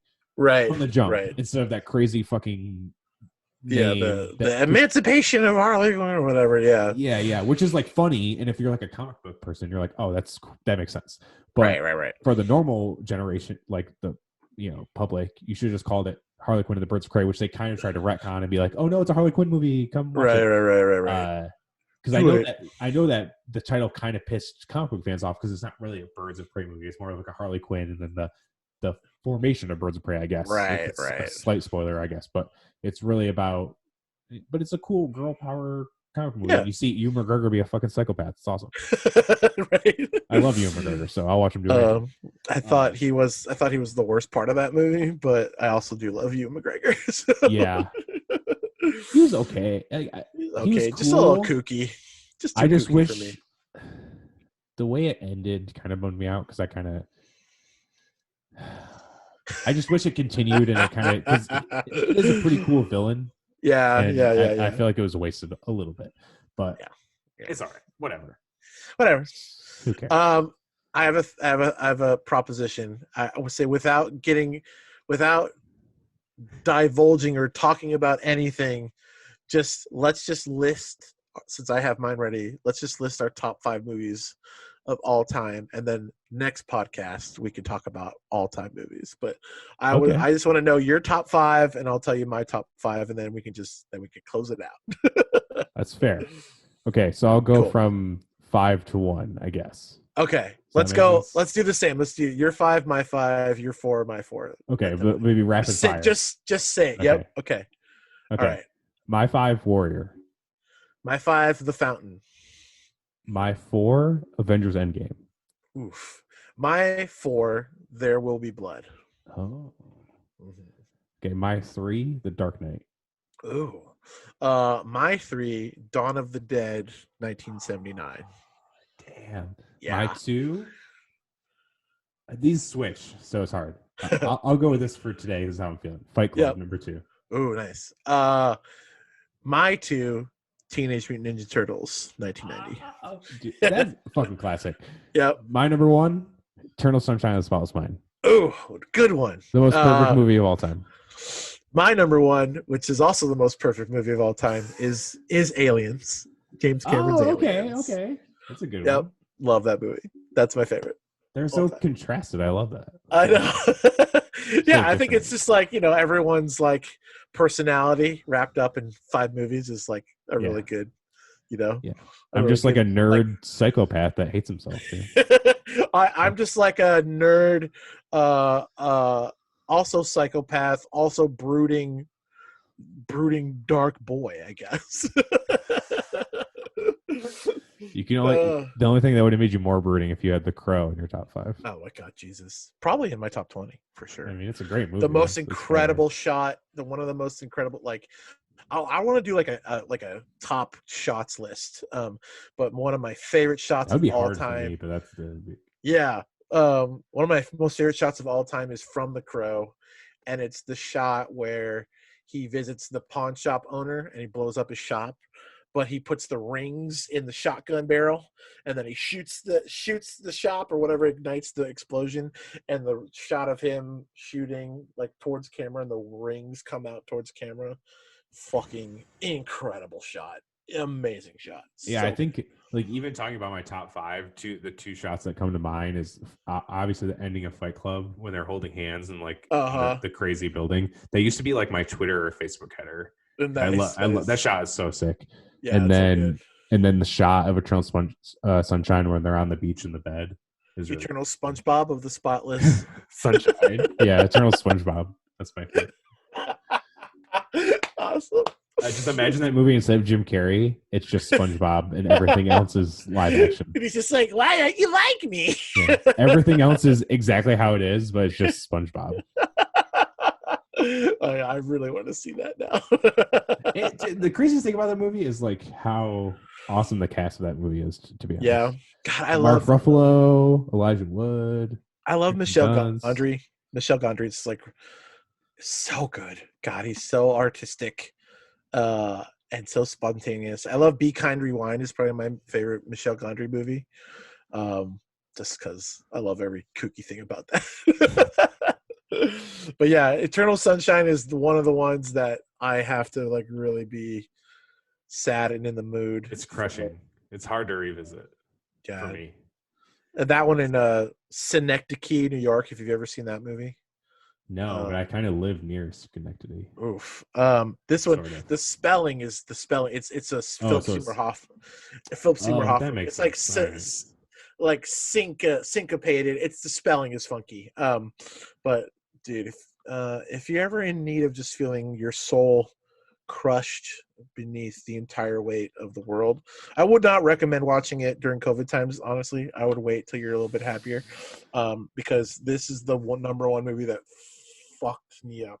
Did you ever see Blue? Is it Blue Valentine? Is that the one? Yes. I haven't seen it, and with Ryan Gosling. Yeah, and I keep telling Sam I'm gonna watch it, and she's like, "Good luck." Do not watch it with Sam. Do not. Oh no, she's already seen it. She never wants to watch it. Good. No. Yeah, I would say watch it, and then you know what? I watch it, and I never want to watch it again. It's so sad. Okay. More tangents, but have you ever seen Life Itself? No, I need to watch that. It's Olivia Munn, Oscar Isaac. Mm-hmm. I don't know if it's written or produced or directed, but I think it's written from the same writers as This Is Us. Oh, fuck. So I love This Is Us. I don't know if you've seen This Is Us, but it's the most crushing TV show ever. But it's probably the best written TV show ever, because it's just, I don't know how people can write like that and have it keep going and have it be like continual and still crush you. Yeah, I could list probably on one hand the times like I haven't cried watching an episode. Actually, this season has made me cry the least. Oh man, this season. How many seasons is it? This is the last season. I don't know if it's the last season, but it's on season 4 or 5. I can't My remember. God, 5? Jesus, But that sounds like torture. it's heavy, dude. I don't know. I don't know. I love stuff like that. It's like sad music. Like I just love Yeah, it. yeah. So it's hard, and I understand why people wouldn't want to watch This Is Us because it's obviously like things that could it's very based on very real, like it could easily happen. Yeah, right. I'll But give it a yeah, try. but that movie Life Itself is on Amazon. It is one of the most crushing movies I've ever watched in my life, Fuck. and it's unexpectedly crushing because I saw it Fuck. from the writers, and I was like, okay, this is gonna be one. But by the end, you're just like, it's like mind-blowingly crushing. It's Oh, dude. I would say it's rough. I'd say Synecdoche, New York is the same, especially at the end, but it is like a existential crushing that is Okay. like probably on par with your This Is Fair. Us crushing. But it's also weird and it's also oh God, what's his name? He did the movie adaptation. Synecdoche, New York, and he's got the new one. Um, he's got the new movie on Netflix, which is I think I should go. I think I should leave. Damn it, Charlie Kaufman. Oh, didn't Charlie Kaufman wrote Eternal Sunshine? Didn't he? Yes, I think so. Yes, Eternal. Yep. So yeah, there you go, man. Oh, I'm thinking of Ending Things is the one I'm thinking of Netflix Ending one. Things. Yes. Yeah. Yes. Sam's reading the book of that. Oh, nice. I know. Yeah. I'm Him and Michael or is it Michael or Michael? Michelle Michelle Gondry. Gondry. Yeah. Yeah. She directed and helped write with him. Oh man. Yeah. That makes sense. That would be that way because he is that kind of guy. Right? He's just like crushes your soul like every time. Yeah. And I guess both with Fight Club and Eternal Sunshine were both I knew nothing about. Knew nothing. And so I watched them and there I was just like, whoa. So, like, imagine teenage me knowing nothing about Fight Club and then watching it and being like, what the fuck? That was insane. Like, what Dude, the fuck did I just watch? Have you watched the behind the scenes of that movie lately? Do you have like that big like 3-disc DVD? No, but I think I need it. It's crazy because I have the graphic novels that are the sequels. I've read the second one. Nice. I have the third one, but I have not read it. It's interesting. It's like 10 or it's like years after the movie. Oh wow. So it's very, very strange. But it's cool. In a way. If you want to see like how much technical shit is in that movie, I can imagine, dude. Some of it is like fucking wow. Like there's so much CGI that I had no idea was like even a part of this. That makes sense. It's a really, really, really crazy technical movie. That will blow your mind if you haven't watched it. And like that's like the one thing is I've never gotten into like I've never watched a lot of behind the scenes stuff other than oh dude, that's my favorite. But I love it, so I don't know why I don't watch it. It might be time or something. Yeah. Usually I'm just like, oh, I want to take in something new rather than revisit stuff a lot of the time. So maybe that's why, in a way. I mean, the behind the scenes shit to watch is the Lord of the Rings behind the scenes. Oh, I'm sure that's crazy. Because it's like 4 hours, probably longer. It's probably just as long as the movie if you get the extended editions, but it's like one of those things where you cry at the end of that because they've been through such a fucking journey making the movies. It's like, I watched the George Lucas Making of a New Hope one, and that's like 3 hours or something. Yeah. That one is also fucking crazy. Yeah, dude. And then obviously I watched movies are hard. I watched like the Mandalorian Gallery series, which is like the behind the scenes, and that was super fucking cool. Yeah, so cool, dude. So cool to see like the volume stuff and all that. Like that shit is nuts. Right, dude. And just like the composer Ludwig, what the fuck his name is, but Ludwig Göransson. Yeah. Who did like Black Panther and Creed and stuff. Like just like me, even like I start to like. I mean, obviously, like I'm involved with music too, so especially this season, they've been like sprinkling in some wild like score stuff in there. That's so cool and smart, and like pays homage to John Williams stuff while keeping it completely his own. Like it's It's insane because at first, when I first heard it, I was like, "Wow, that's for being a Star Wars thing. That's kind of jarring," Right. because it's so different. But now it's like I could not imagine anything else without it. I know. Like it's. And I know a lot of people say they're like, "Oh, that's kind of weird," because you're so used to the same. Like even Rebels and like Rebels has like a shortened version of like the John Williams score right in the beginning. Right. So it's like you still get that same feeling, But that dude fucking is a genius. Like He's so good. I can't. He's hella young too. He's like I think Yeah. And look, 20, 27 or something crazy. He's been a part of like 3 huge franchises. Yeah. In the like, score, like come on, man. Damn. Making me feel like unaccomplished here. Yeah, that dude. And that episode of Gallery with on him was so cool good to see him good. All the stuff he did to like get the sounds. I was like, this is crazy. Good for you. Yeah, good for you, man. You're way smarter than I'll ever be. Good for you. Yeah, I know exactly. Fuck. Awesome, man. Thank you so much for doing this. Yeah, dude, this is great. I'd love to be on anytime. If you got a rotation, I'll slap me in, throw me in there, man. Hell yeah, my man. Talk movies and games. Is there anything you want to plug before we get out of here? Yeah, I've been plugging it and sort of putting it out in the ether so that I'm holding myself accountable. But I'm starting a new channel and a new series personally. It's going to be a video essay series called Scene Exploder. I'm working on the first episode right now. That is obviously going to be about Ninja Turtles because it's me. So that is in the works as soon as I get my computer fixed. So I've been plugging that. If you want to follow me anywhere, I'm at Media Vandal on Facebook, on Twitter and Instagram. Don't follow me on Facebook. I'm not on there. And you can get all of my Ninja Turtle shit posty movie speak on Twitter. That's probably the place where I hang out the most. Yeah, I love seeing all the Ninja Turtle stuff in your IG stories. I have a friend who loves Ninja Turtles too, and nice. he has like a 3D printer and has been doing like 3D sets with figures and shit and paints them. No and stuff. Way. Yeah, yeah. He's been and he's like a huge fan. So whenever you post some stuff that's like merch related, I know he like I just forward to him and he's like, dude, I just bought this. He's like, because you sent it to me. And I was like, I figured you would. That's why I sent it. And I was like, cool. Dude, connect us. I'd love to see his 3D printing. He has a group on Facebook too, so I'll definitely connect you. It's like cool. It's like a Teenage Mutant Turtles toy group. So oh man, okay. I'm in there and I have no stake in that game other than I had them when I was a kid.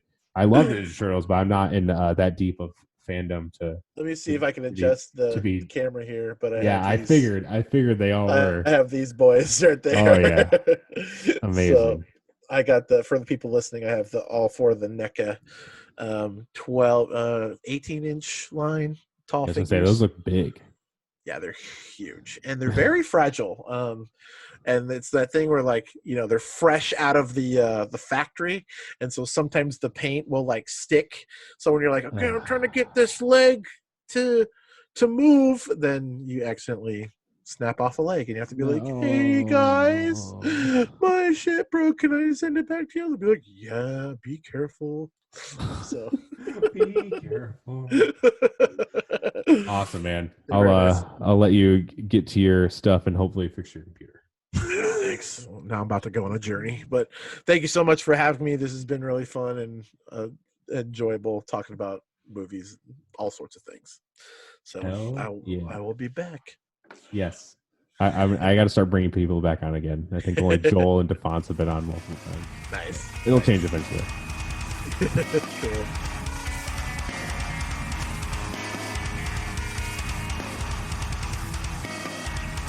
That's it for this one, guys. Thanks for checking this one out. Thanks for coming back after a few months break. As always, if you want to support the podcast, all social media is at Metalcore Nerds. We have the website up now, metalcorenerds.com, where you can buy merch, check out all the episodes and any other links you're looking for. If you haven't already, subscribe on Apple Podcasts or follow on Spotify. Leave that 5-star rating on Apple Podcasts if you can. Write a review. That helps boost us up in the charts, helps new people find us and everything. Until next time, this is Metalcore Nerds.